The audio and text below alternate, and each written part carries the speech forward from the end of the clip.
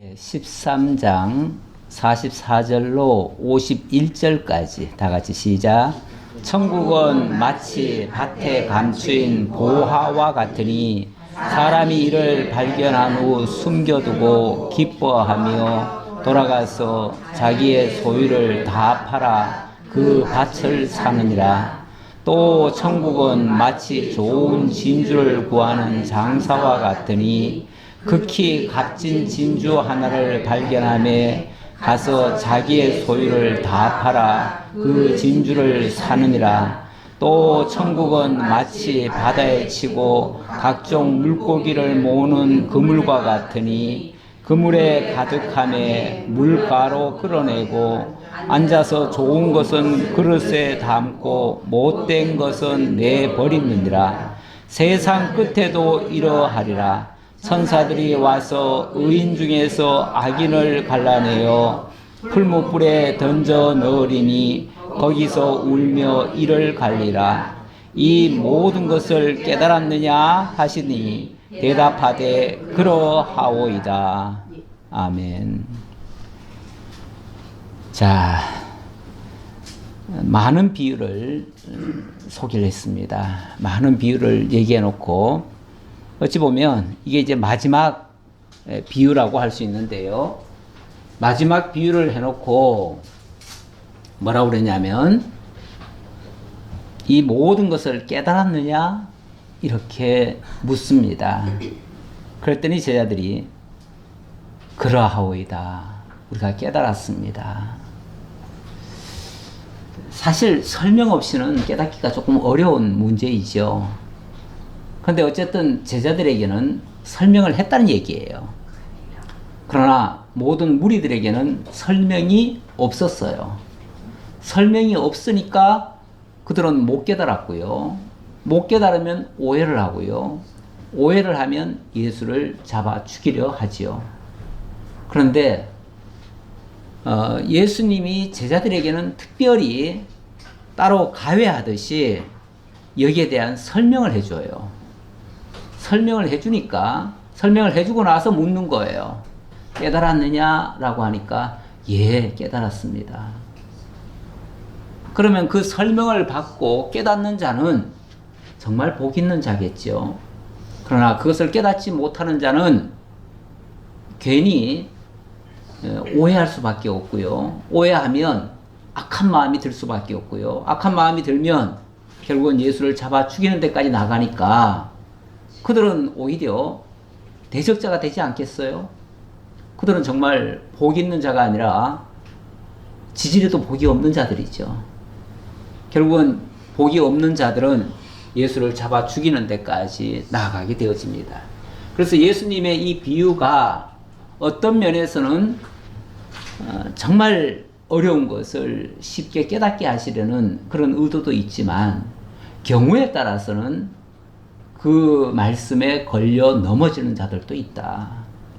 그래서 오히려 이 복음이 어떤 자에게는 생명의 말씀이 되고 어떤 자들에게는 걸리는 돌이 돼가지고 결국은 멸망하게 되어진다. 이런 이야기입니다. 자, 오늘 거의 마지막 비유인데요. 감추어진 보화와 진주 비유입니다. 이걸 통해서 천국을 설명하겠다. 천국을 설명하는데 보화와 진주라고 하는 것을 가지고 설명을 하겠다. 그 얘기죠. 보화. 천국은 마치 밭에 감추인 보화와 같으니 사람이 이를 발견한 후 숨겨두고 기뻐하며 돌아가서 자기의 소유를 다 팔아 그 밭을 사느니라. 이스라엘 민족은 전통적으로, 전통이라기보다도 오랜 세월 동안 외침을 엄청 많이 받았습니다. 거기가 지정학적으로 양 강대국 사이에 끼어 있는 곳이에요. 북쪽에는 시리아나 바벨론이나 이런 아주 큰 나라가 있고요. 남쪽에는 이집트라고 하는 또 강한 나라가 있어요. 이 강대국 사이에 끼어 있는 나라는요, 항상 중간에서 이쪽 저쪽의 공격을 많이 받습니다. 그래서 유난히 거기가 다 하필이면 길목이에요. 길목. 서로가 서로를 치려고 하면 반드시 이쪽을 지나다녀야 돼요. 그러니까 원래는 유다가 어느 나라하고 싸우려고 한 적이 없어요, 별로. 그런데 저들끼리 싸우면서 전쟁터를 여기를 삼는 거예요. 그러니까 맨날 여기서 피비린내라는 전쟁이 일어나고, 만약에 정말 조금만 어느 한쪽으로 기울어 버리면 보복을 당합니다. 그래서 엄청난 정말 피비린내라는 그런 침략을 받고, 그러다 보니 나라가 이리저리 쫓겨다니는 경우가 참 많았어요. 그래서 그 사람들은, 유대인들은 의뢰이 자기 세대에 전쟁이 일어나서 쫓겨다니는 것을 마치 숙명처럼 여기고 그렇게 살았어요. 살다 보니까 이 땅에 대한 어떤 집착, 그것보다는 오히려 어디 가서라도 살 수 있는 그런 것을 많이 준비를 합니다. 그래서 유대인들은 아무리 그가 지식적으로 뛰어나고 사회에서 고관대작을 하고 뭘 하더라도 반드시 기술 한 가지씩은 배운다고 해요. 기술은 어디 가서도 다 써먹을 수 있으니까, 어떤 상황에서도 써먹을 수 있으니까. 그래서 꼭 돈 자체를 모으는 게 아니라 그런 기술을 배우기도 하고, 만약에 어떤 귀한 재물이 있으면, 보배 같은 게 있으면은, 그래서 이제 보석 같은 것도 사실은 유대인들이 많이 관리를 하지요. 그런 거에, 왜냐하면 보석 하나 들고 가면 어디든지 가서 또 살 수 있으니까. 그래서 그런 것도 있는데, 너무 급하면요, 이것을 어디 가지고 갈 수가 없습니다. 가지고 갈 수 없으면은 밭에다가 숨겨두고, 그리고 피난을 가버리는 경우도 있대요. 그런데 나중에 가면 이게 전쟁터에 나갔다가 또는 어디 휩쓸려 가지고 제대로 집에 돌아오지도 못하고 그러면은 그 땅을 딴 사람이 이제 빌려 가지고 사용하게 되어져요. 사용하다가 가끔씩 밭에서 보물단지 같은 게 발견되는 경우가 있대요. 그러면은 그거 발견한 사람이 일단은 그 밭을 확보하면은, 자기 걸로 소유를 삼으면은 그 안에 있는 보물도 자기 것이 될 수 있잖아요. 그러니까 경우에 따라서 있는 돈 없는 돈 다 끌어와 가지고 어떻게 해서라도 그 밭을 살려고 애를 쓴다는 거죠. 그거를 하나의 예수님이 그 비유의 소재로 삼은 거예요. 그런 어떤 사례를 가지고 비유로 소재로 삼았는데, 그래서 밭에서 만약에 정말 보화를 발견했다면 자기의 소유를 다 팔아서라도 그거 사지 않겠느냐. 뭔가 가치를 발견한다면 거기에 사람들이 올인을 할 수밖에 없지 않느냐, 그런 얘기죠. 우리도 뭔가 세상에 정말 진정한 가치를 발견했다면 모든 걸 다 희생해서라도 그것을 얻으려고 하는, 그거는 뭐 보통 사람들의 생각 아니겠어요? 그런 어떤 것을 가지고 얘기를 하는 것이고요. 또 하나의 사례, 또 천국은 마치 좋은 진주를 구하는 장사와 같으니, 좋은 진주를 구하는 장사와 같으니, 극히 값진 진주 하나를 발견함에 가서 자기의 소유를 다 팔아 그 진주를 사느니라. 이거 역시도 비슷한 것 같은데 조금 달라요. 이 보화라고 하는 거는 어떻게 보면은 우연히 발견한 거죠.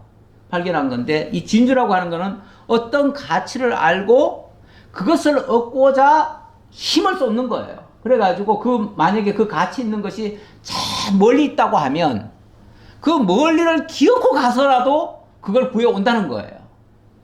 그리고 돈이 아무리 많이 들어도 기어코 돈 싸들고 가서라도 그거를 사가지고 온다는 거예요. 아무리 힘이 들고.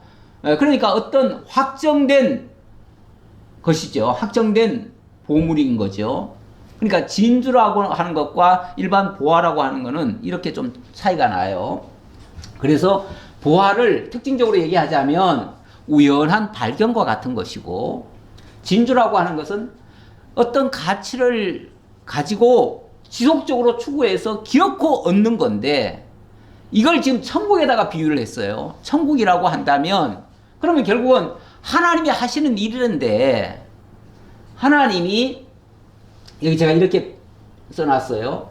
주께서 기어코 당신의 진주 같은 존재를 기어코 찾아내신다. 우리 주님께서 당신의 백성들을 만세전 그리스도 안에서 택하셨다고 합니다.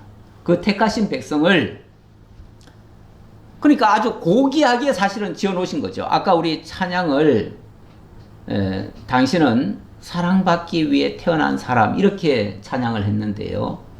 그 찬양도 가사의 내용을 보면 하나님께서 우리를 아주 존귀하게 이렇게 삼으시고 택하셨다는 거예요.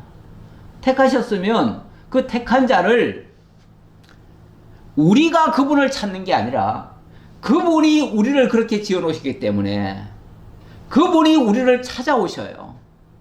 찾아오시는데 그 과정에 어떠한 역경과 어려움이 있어도 기어코 찾아내고야 만다는 거죠. 그 누가복음에 보면 이런 비유도 있어요. 거기도 한 3가지 비유가 있는데 거기 보면 하나의 비유가 뭐냐면은 10드라크마 중에 하나를 잊어버리면 그 하나를 찾기까지 찾도록 찾지 아니하겠느냐 이런 말을 해요. 그 예를 들어서 보석이 10개가 있어야 하나의 목걸이가 되는데 그 중에 1개가 빠졌어요. 그러면 그거는 그 보석이지만 1개가 빠져버리면은 그거는 이미 못 쓰는 것이 돼버려요. 가치가 상실돼 버려요. 그런데 거기에 1개를 찾아내면 그거는 완성된 진짜 보석이 되거든요. 그러면은 그걸 잃어버린 그 여인은 온 방을 다 뒤져서라도 기어코 찾아낸다는 거예요. 우리 주님의 마음이 그렇다는 거예요. 우리를 향하신 주님의 마음, 당신이 택해 놓으신 당신의 백성들을 찾아내시는 그 주님의 마음, 그 주님의 마음이 이렇게 마치 진주를 찾아 그 어떤 희생도 다 치르시면서 찾아내시는 그 주님의 모습이다. 그걸 위해서 우리 하나님께서는 당신의 독생자를 그 값을 지불하시기 위해서 보내주셨고, 그 예수님은 당신이 십자가 못 박혀 죽으시면서까지 우리를 기어코 살려내셨어요. 살려내니까 비로소 우리가 깨달아진 거예요. 나를 살려내니까, 그리고 그 복음을 들려지니까 그 다음에 우리가 귀가 뜨이고 눈이 열린 거예요. 눈이 열리니까 우연하게 우리가 찾아낸 것이 뭐냐면 보화인 거예요. 보화인 거예요. 그 보화가 바로 우리 주 예수 그리스도이신 거죠. 이 천하에 이거보다 더 귀한 보배는 없다는 것이 발견된 거죠. 우리 찬송가 102장인가요? 먼저 찬송가 102장이었는데 지금도 같은지 모르겠네요. 주 예수보다 더 귀한 것은 없네. 그러면서 정말 이 땅에 그동안 이 세상 것들이 다 보배인 줄 알고 그게 최고인 줄 알고 그걸 위해서 지금까지 우리가 살아왔는데 어느 날 예수 그리스도를 발견했습니다. 그런데 그분을 알고 보니까 그분이 내 생명을 살리신 분이에요. 내 생명의 은인인 거예요. 그리고 나를 영원히 살게 하실 분인 거예요. 이보다 더 가치롭고 더 보배로우신 분은 없는 거예요. 그래서 그분을 발견하고 나니까 지금까지 내가 추구하고 내가 달려가던 그 길, 그 목적지, 그 것들은 다 배설물 같더라. 다 쓸모없더라. 내가 지금까지 헛된 것을 위해서 그렇게 살아왔었구나 라는 것을 발견했다고 빌립보 3장에 보면, 빌립보 3장에 보면은 이렇게 사도 바울이 고백을 합니다. 그때 이렇게 얘기를 합니다. 여기 그 내용을 내가 다 적지를 못했어요.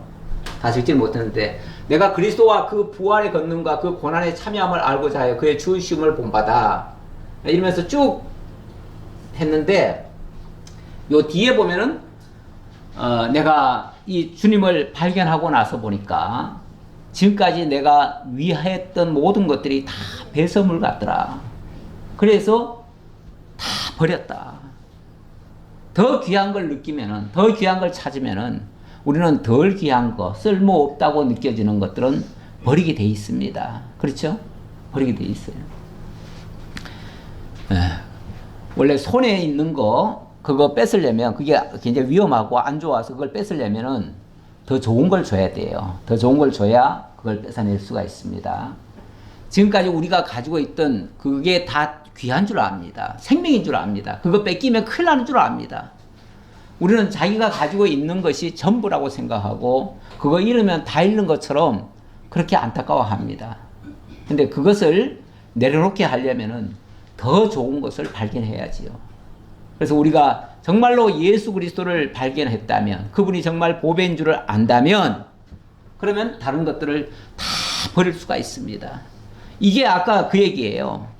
이 보배를, 이 보화를 발견한 자는 정말 그 보화를 얻기 위해서 자기의 모든 소유를 다 팔아서라도 그것을 산다, 기어코 산다.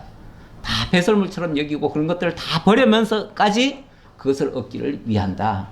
이런 의미로 이해하시면 되겠지요.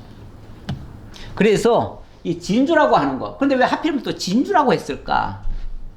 진주라고 하는 거는 우리가 아시다시피 그 조개 속에 돌멩이 같은 게 들어가 가지고 거기서 이게 이제 오랜 세월을 겪으면서 거기서 액이 나와 가지고 그게 뒤덮어 가지고 거기서 아주 영롱한 빛을 만들어내는 그런 것들이 진주죠. 맞죠? 예, 그런 걸 거예요.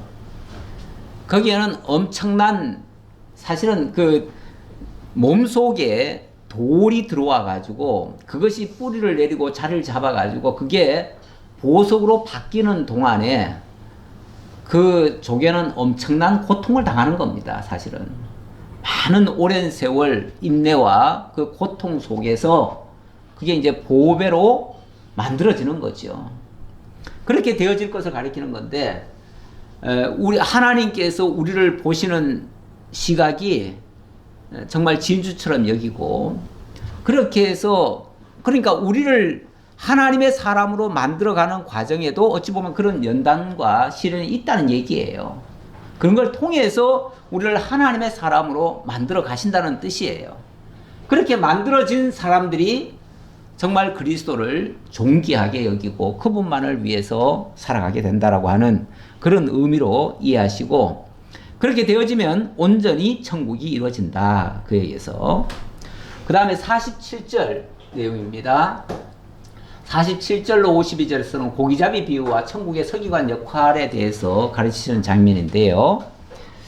사실 이것도 어찌 보면 두 가지의 비유라고 할 수 있죠. 한 가지 비유는 아니에요. 또 천국은 마치 바다에 치고 각종 물고기를 모으는 그물과 같으니 그물에 가득함에 물가로 끌어내고 앉아서 좋은 것은 그릇에 담고 못된 것은 버리느니라. 그렇죠. 어부가 고기를 잡는데 요즘은 기술이 좋아가지고 희한하게 그 필요한 고기들만 쏙 잡더라고요. 시골에 갔더니 지난번에 우리 어르신 한 분이 그 얘기를 해요.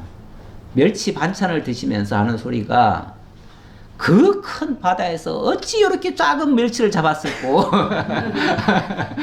그것도 그 멸치들만 골라서 잡은 거 아니에요? 그 희한하잖아요. 어쩌면 그렇게 그 작은 것들만 잡느냐. 요즘은 기술이 좋아져가지고 그렇게 이제 분리해서 잡긴 하는데, 옛날 같으면은 좀 엉성한 망에서 오만 것들이 다 들어오죠. 들어오면은 그 중에서 좋은 것들은 골라내는데 나쁜 것들은 버릴 수밖에 없어요. 그건 뭐 먹을 수가 없어요. 그래서 좋은 것과, 어부가 고기를 잡는다고 해서 다 쓸모 있는 건 아닙니다. 그 중에서 좋은 것도 있고 나쁜 것도 있어요. 틀림없이. 이 어부는 그 뒤에 설명이 또 나옵니다. 안 나오면 우리가 이걸 또 잘 모르고 또 엉뚱한 해석을 또 할 수도 있는데, 이 설명이 나와요. 뭐라고 나오냐면, 세상 끝에도 이러하리라. 천사들이 와서 의인 중에서 악인을 갈라내어 풀무불에 던져 넣으리니 거기서 울며 이를 갈리라. 그러니까 세상 끝에 천사들이 와서 의인과 악인을 갈라낸다는 거예요. 이게 이제 심판이죠. 세상 끝에는 심판이 있다. 그 얘기예요.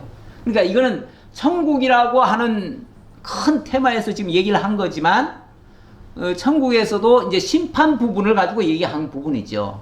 그러면서 심판에는 그때는 지난번에 왜 좋은 씨와 가라지 비유하면서 이 땅에 하나님께서 분명히 뿌린 씨앗은 좋은 씨앗인데 거기에 실제로 나는 것은 좋은 씨앗보다도 나쁜 것들이 가라지가 더 많이 난다. 풀이 더 많이 난다. 이런 얘기를 했었어요. 마찬가지로 이 땅에 하나님께서 이렇게 하나님의 나라를 만드시고 그 나라의 백성으로 당신의 택한 백성들을, 다시 말하면 의인들을 이렇게 만들어 놓으시고 그들을 자라게 하시고 하시는데 거기에 가라지들도 많다. 악인들도 많다. 하나님을 알지 못하는 자들도 많다. 근데 이것을 하나님이 가만 버려 두어라 그랬어요. 즉각 심판 안 하고. 우리는 가끔 그런 생각을 하잖아요. 세상에 좀 나쁜 놈들은 싹 잡아다가 그냥 몽땅 다 어떻게 처형을 하든지 다 제거를 하든지 아니면 어디 섬이나 어디다 갖다 집어넣어 버리든지 그렇게 해가지고 이 땅에 정말 좋은 사람들만 남겨놓으면 얼마나 좋은 세상 될까 이런 생각을 하는데 우리 예수님의 표현에 의하면은 가만 내버려 두라는 거예요. 악인들이 악한 일을 하도록 내버려 두래요. 세상이 악해지도록 내버려 두래요. 그래서 지금 내버려진 거예요. 그래서 지금 세상이 선한 사람보다 악한 사람이 더 많아요. 옛날에 우리 어른들이 또 그런 얘기도 하더라고요. 세상 착하게만 살아서는 못 살아. 좀 악하게 살아. 그냥 이를 악물고 살아 그러죠. 이를 악물고 살아. 그 악물고 살아라는 말이 어떤 면에서는 악하게 살아라는 얘기나 비슷해요. 물론 그걸 참아내느라고 이를 악무는 경우도 있지만 그것들을 이기려면요 정말 악으로 대하지 않으면은 이기지를 못해요. 악하게 나와서 우리를 집어삼키려고 하는데 선하게만 이렇게 대우해가지고 그들과 맞상대해가지고 싸워서 이겨먹고 그들 중에서 우리가 정말 참 먹거리를 찾아서 살기가 쉽지 않아요. 그래서 때로는 정말 악바리처럼 살아야 살 수 있다. 그게 어찌 보면 세상의 모습이고 세상 속에 살아가는 우리들의 모습이다. 그렇게도 말했는데 그러다 보니 많이 시달리죠. 아무래도 누가 시달리겠어요? 악인들은 그냥 악하게 살아가니까 자기들 하고 싶은 대로 살아가니까 그렇게 시달리지 않아요. 악인들은 이 세상이 살만해요. 어찌 보면 자기네들 보기에는 좋은 세상일 수도 있어요. 그런데 의인들한테는 정말 힘든 세상일 수도 있어요. 그런데 우리 주님께서 때가 되면 다 심판한다. 그래서 좋은 물고기 비유를 했으니까 좋은 것들은 그건 창고에 들이고 악한 것들은 풀무불에다가 다 집어넣을 거다. 이렇게 심판을 할 거다. 그 얘기죠. 그런데 이 좋은 것과 나쁜 것을 뭐라고 또 설명을 했냐면 천사들이 와서 의인 중에서 악인을 갈라내요. 이렇게 얘기를 했으니까 결국은 좋은 것은 의인을 가리킨 것이었고 나쁜 것은 악인을 가리킨 것이었다. 결국 이 세상에 의인과 악인이 같이 섞여 있는데 마침내는 하나님께서 다 심판하실 거니까 그것을 바라보고 참고 인내하라 그런 뜻이겠죠. 그래 놓고 이 모든 것을 깨달았느냐 하시니 대답하되 그러하오이다. 이렇게 설명을 하니까 깨달았습니다. 그 얘기예요. 설명 안 했으면 이것도 또 헷갈릴 수 있어요. 그렇죠? 헷갈릴 수 있어요. 헷갈리면은 별의별 해석을 다 하고 자기 마음대로 해석을 해버리고 그러니까 오해를 하고 오해하니까 결국은 예수를 죽이려고 덤비고 이렇게 하지요. 자, 이걸 깨달았다면 예수께서 이르시되 그러므로 천국의 제자된 서기관마다 마치 새 것과 옛 것을 그 곳간에서 내오는 집주인과 같으니라. 요건 뭐 꼭 비유라고 말하기는 그렇지만 어쨌든 지금까지의 이야기를 종합해서 지금 설명하는 겁니다.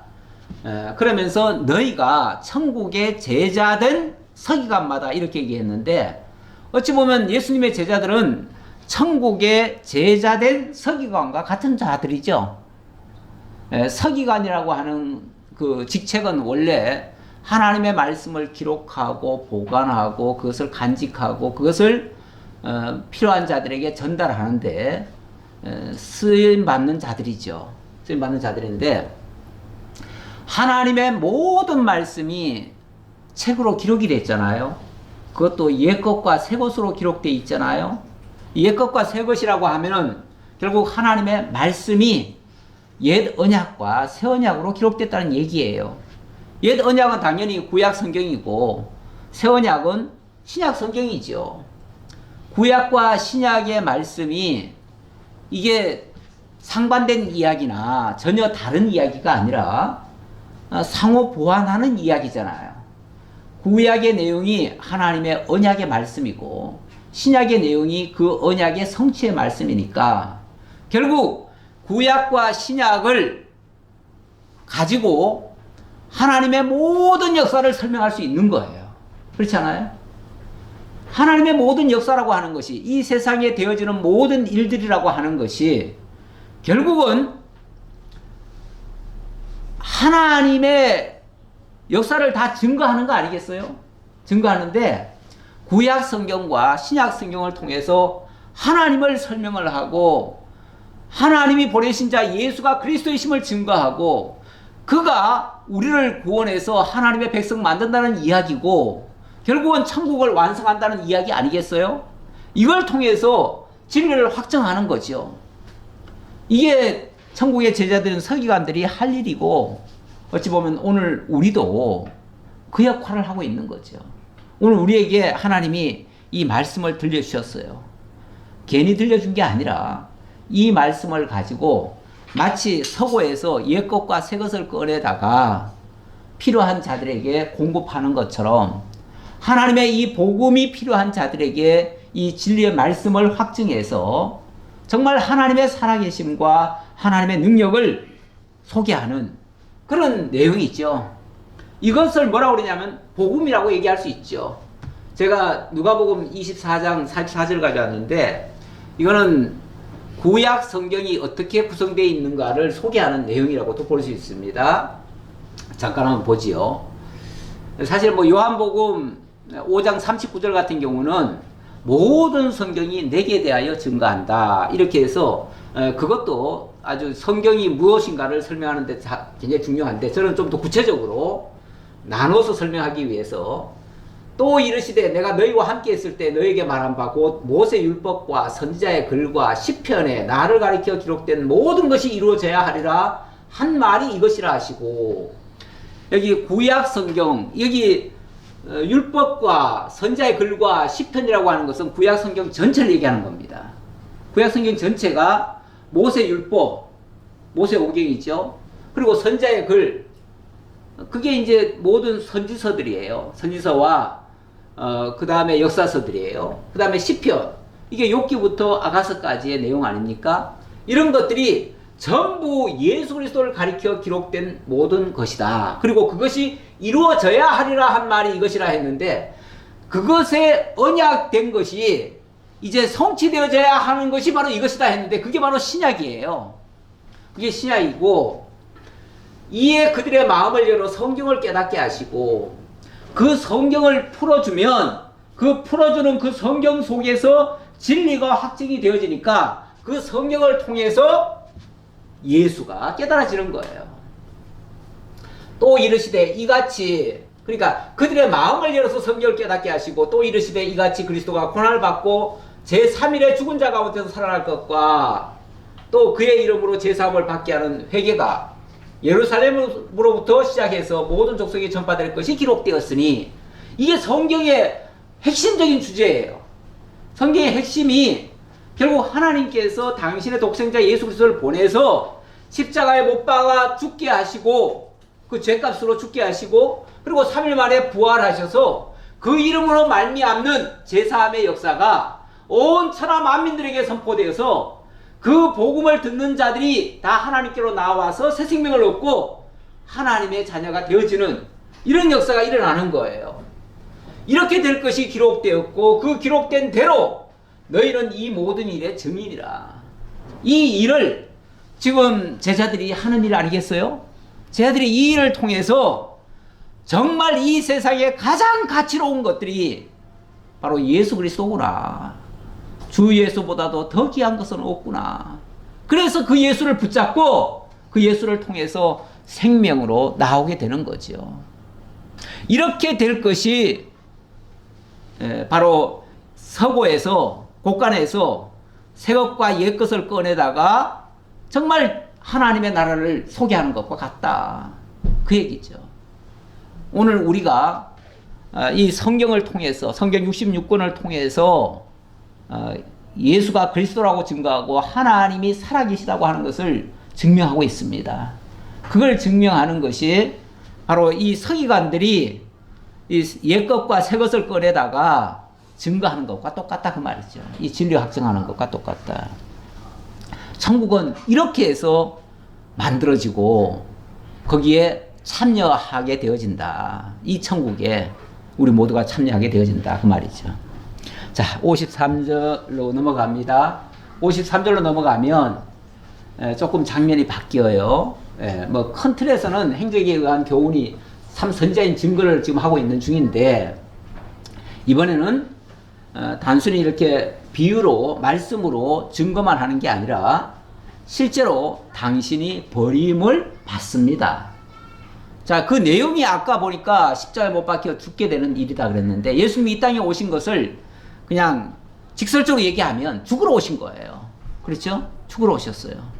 죽으러 오셨는데 처음에는 예수님이 엄청난 일을 하신 거 아닙니까? 막 죽은 자를 살리고 병든 자를 고치고 뭐 먹거리를 그냥 풍성하게 만드시고 이런 역사를 하니까, 물로 포도주를 만들어내시고 이런 역사를 하시니까 그분만 따라다니면은 정말 우리는 고생 안 하고 잘 먹고 잘 살겠다 싶어서 한때는 그분을 왕으로 모실 생각도 했습니다.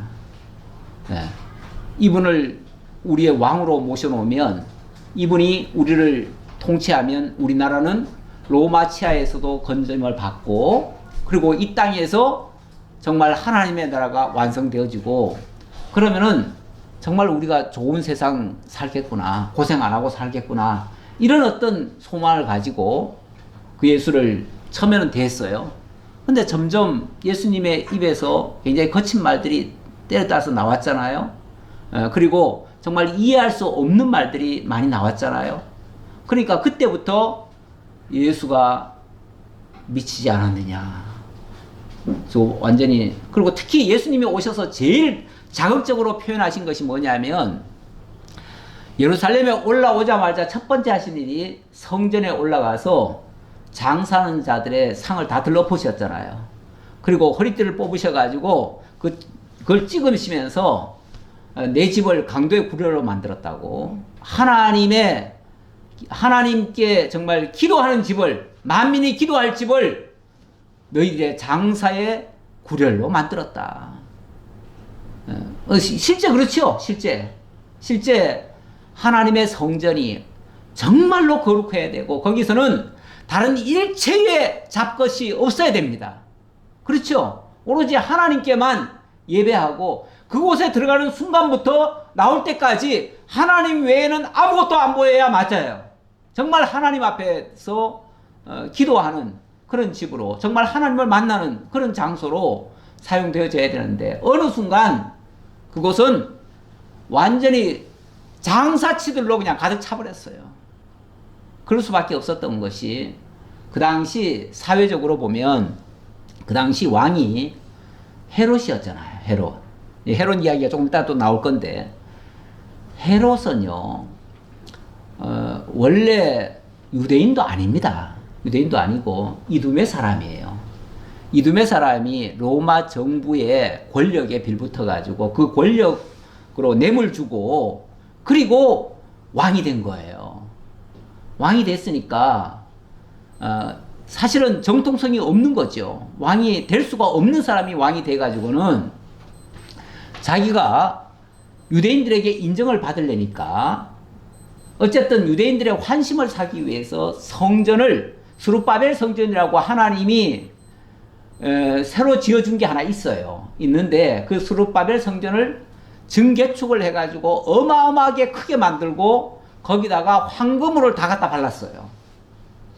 그걸 60년 걸쳐서 했어요.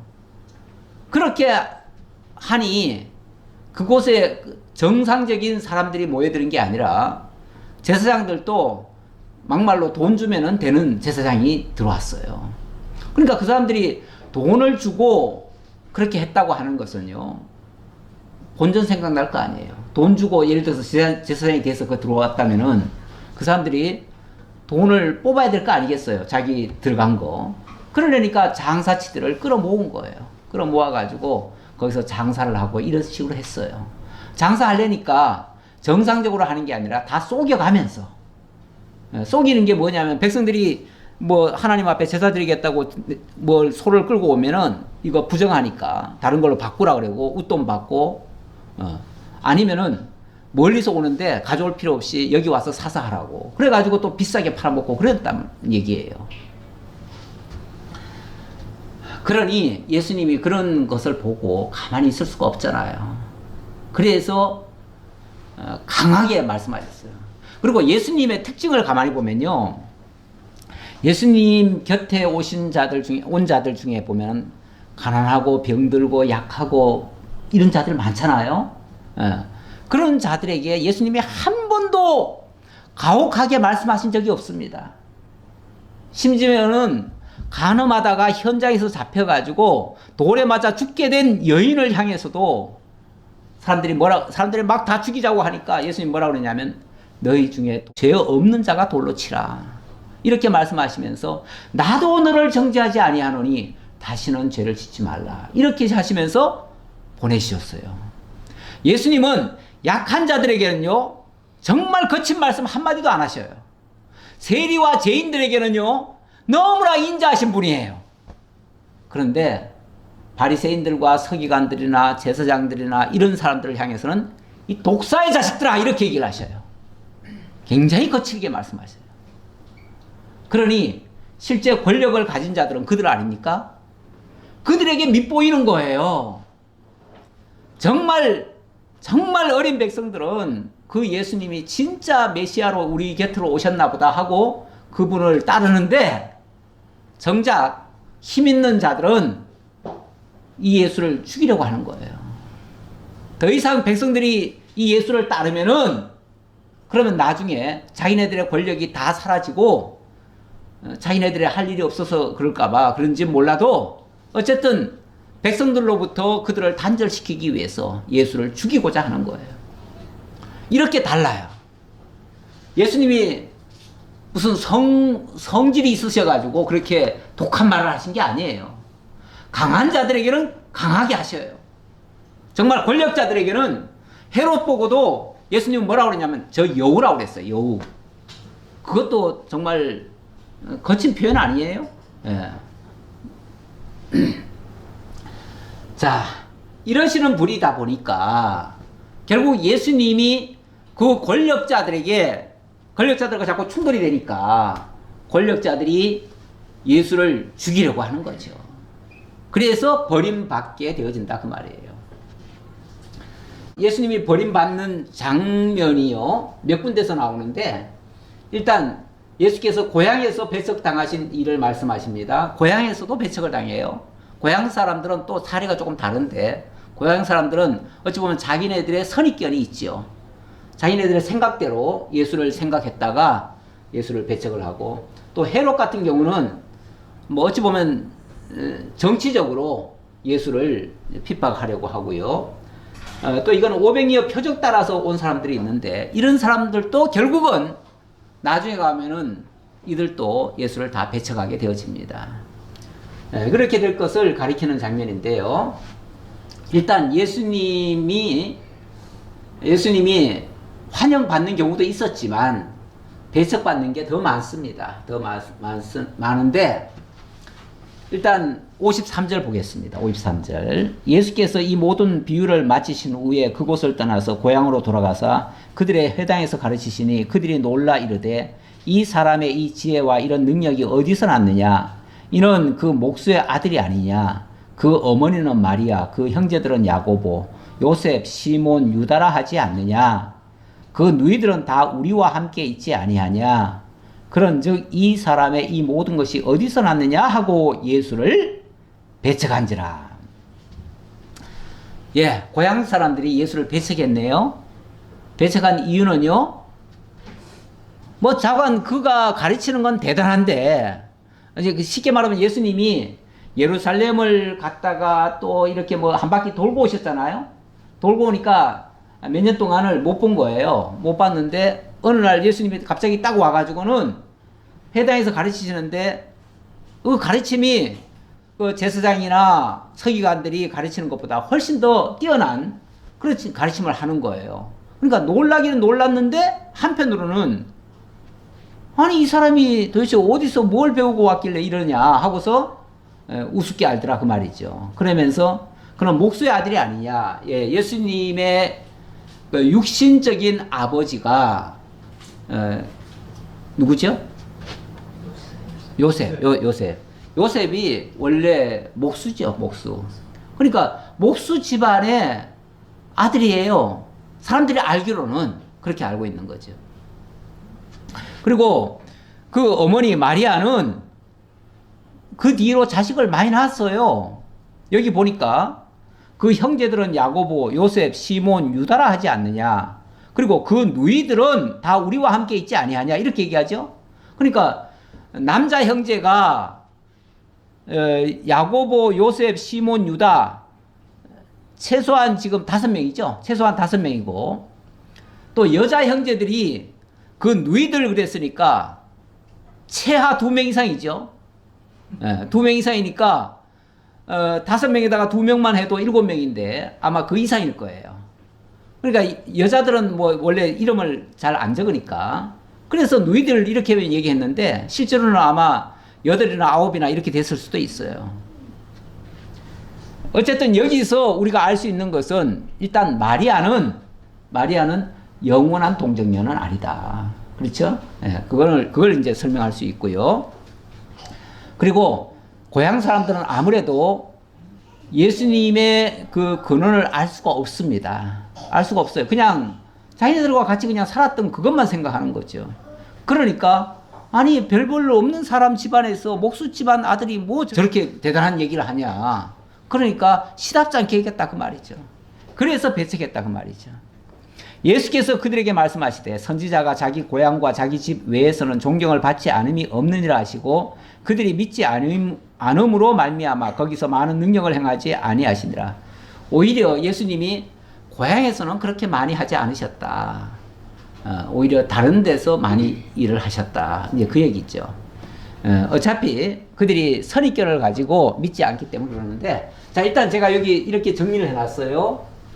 환영과 배척하는 경우가 있다. 예수를 누가 환영을 하고 누가 배척을 하느냐. 예수께서 하나님의 보내신 자 그리스도이심을 아는 자들은 환영할 것이고 당연히 선입견이나 자기의 생각대로 예수를 바라보는 자들은 틀림없이 다 배척할 수밖에 없다. 그런 얘기입니다. 예수님이 그때 무슨 말씀을 하셨는가를 누가복음에서 병행구절로 적혀있는 부분이 있어서 이거 하나 소개하고 마칠게요.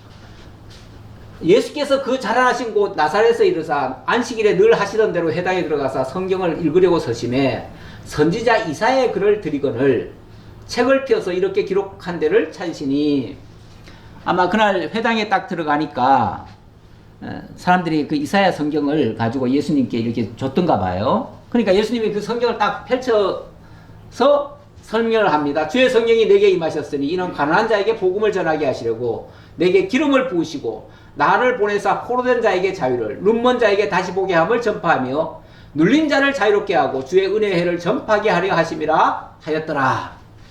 사실은 이거는 이사야가 장차 메시아가 오시면 이렇게 될 것이다 라는 얘기예요. 그 얘기를 하는데, 주의 성령이 임하신 분이 이 땅에 오시면, 예수님이 주의 성령으로 잉태하신 분이잖아요. 그렇죠? 그분이 이 땅에 오셔서 하시는 일이 뭐냐면 가난한 자에게 복음을 전하는 거예요. 심령이 가난한 자에게 복음이 전파되는 것을 가리키는 거예요. 그리고 기름을 부어서 나를 보내서 포로된 자에게 자유를, 눈먼 자에게 다시 보게 함을, 죄와 사망 가운데 죽었던 자들, 포로된 자들, 그런 자들을 눈을 띄게 해준다는 그 얘기죠. 그래서 눌린 자를 자유롭게 하며 주의 은혜의 해를 전파하게 하려 하심이라. 하나님의 은혜가 저들에게 임하도록 이렇게 역사하실 거다 그 말이죠. 이 책을 어찌 보면 우연히 그 했는지 모르겠는데 예수님은 정확히 이 책을 가지고 딱 하고 그리고 그 책을 덮어 그 맡은 자에게 주시면서 앉으시니 회당에 있는 자들이 다 주목하여 보더라. 그래 놓고 이 말씀을 뭐라고 했냐면 이에 예수께서 그들에게 말씀하시되 이 글이 오늘 너희 귀에 응하였느니라. 이 말씀이 오늘 너희들에게 이루어졌다 이 말이잖아요. 이게 구약의 내용으로 끝난 얘기가 아니라 요 단 한마디지만은 이 말씀의 성취가 오늘 나를 통해서 너희에게 이루어진다 그 얘기잖아요. 그들이 다 그를 증언하고 그 입으로 나오는 바 은혜로운 말을 놀랍게 여기고 이르되 이 사람이 요셉의 아들이 아니냐. 그러면서 뒤따라 나오는 말이 저 사람 요셉의 아들인데 무슨 이상한 소리 하네 이렇게 나오더라 그 말이죠. 그러면서 그 뒤에 보면은 배척했다는 얘기가 나와요. 예. 아무리 옳은 말을 해도 겉으로 보고 인정하지 않는 경우도 가끔씩은 있지요. 지금도 마찬가지입니다. 예, 오늘은 여기까지 해야겠네요. 여기까지 하고 제가 이 또 헤롯 이야기 하려면 또 할 얘기가 좀 있어서 이게 골로새서 사도 바울이 한 말입니다. 사도 바울이 그 복음이 필요한 자들에게 증거하기 위해서 이는 그들로 마음의 위안을 얻고 사랑 안에서 연합하여 확실한 이의 모든 풍성함과 하나님의 비밀인 그리스도를 깨닫게 하려 함이니 이 일을 위해서 자기가 마치 진주 장수처럼 그렇게 찾도록 찾는다 그 말이죠. 그게 복음 전하는 일이에요. 그 안에 그 복음 안에 하나님의 비밀인 그리스도를 깨닫게 하려 합니다. 그러면서 그 안에는 지혜와 지식의 모든 보화가 감추어져 있느니라. 이 복음 안에 그 지혜와 지식의 모든 보화가 감추어져 있다. 그리스도에 대한 보화가 감추어져 있다. 내가 이것을 말하는 이유는 아무도 교묘한 말로 너희를 속이지 못하게 하려 함이라. 그러므로 너희가 그리스도 예수를 주로 받았으니 그 안에서 행하되 그리스도 예수 안에 이 모든 게 있다 그 말이죠. 그 안에 뿌리를 박으며 세움을 받아 교훈을 받은 대로 믿음에 굳게 서서 감사함을 넘치게 하라. 여기서 우리가 진정한 보화를 발견하고 그 보화로 말미암아 우리가 풍성하게 누리며 살게 되어진다. 왜냐하면 그 안에 모든 지혜와 지식의 모든 보화가 감춰 있으니까. 그것을 발견한 자는 그것의 가치를 알면 이 세상의 모든 것을 다 희생해서라도 그것을 얻고자 할 것이다. 이렇게 힘쓰시는 여러분들이 다 되었으면 하는 바람에서 이 말씀을 결론적으로 설명드렸습니다. 기도하겠습니다. 아버지 감사합니다. 오늘도 주님 저희에게 참 보화가 무엇인지 그리고 진주가 또 무엇인지 우리 하나님이 우리를 어떻게 여기시는지 우리는 또 그 보화 같은 우리 주님의 진리를 어떻게 또 이해하고 있는지 다시 한번 생각하는 시간 되었을 줄 압니다. 이 믿음으로 저희가 이 세상 가치 없는 것들을 위해서 힘쓰지 아니하고 진정한 가치를 위해서 우리의 모든 것을 힘쓰는 저희 모두가 되게 하옵소서. 모든 걸 주님께 감사드리오며 예수님 이름으로 기도하옵나이다. 아멘.